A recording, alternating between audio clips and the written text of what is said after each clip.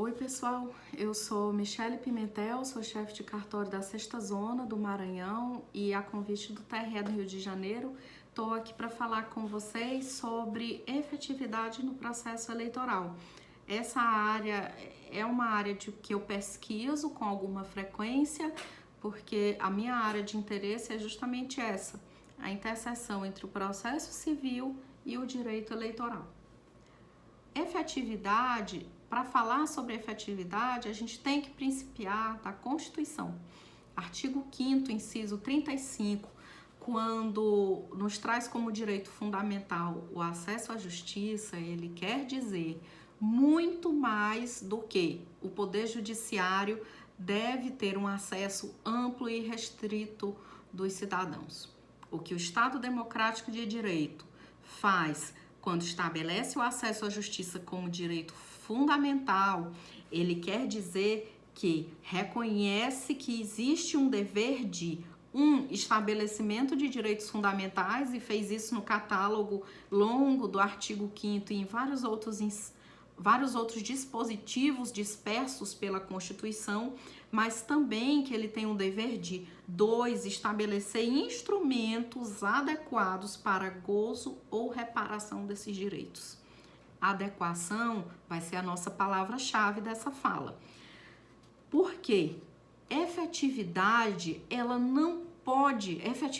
de processo não pode ser entendida sob o aspecto único e exclusivo quantitativo.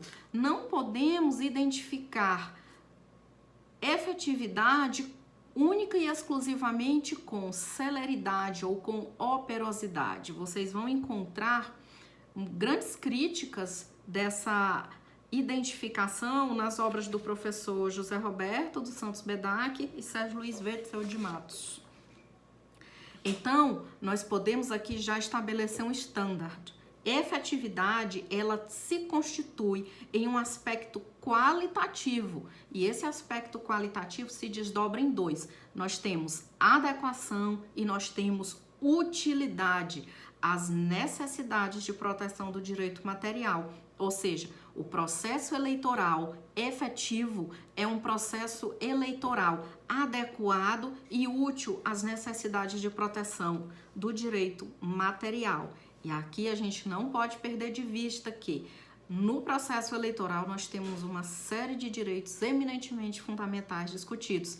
Nós temos direitos políticos de candidatos, nós temos todos os direitos políticos dos eleitores, nós temos a formação de mandatos. Esses direitos, eles têm uma matriz individual, mas eles têm também uma matriz, um caráter coletivo. Quando eu discuto problemas na formação do mandato, moralidade de candidaturas, eu não estou discutindo única e exclusivamente direitos individuais. Existe um interesse nitidamente coletivo. Voltando à nossa adequação. Eu falei que a efetividade, ela se desdobra em adequação e utilidade. A adequação, por sua vez, ela pode ser desdobrada no estudo das formas de cognição e das formas de tutela estabelecidas pelo processo.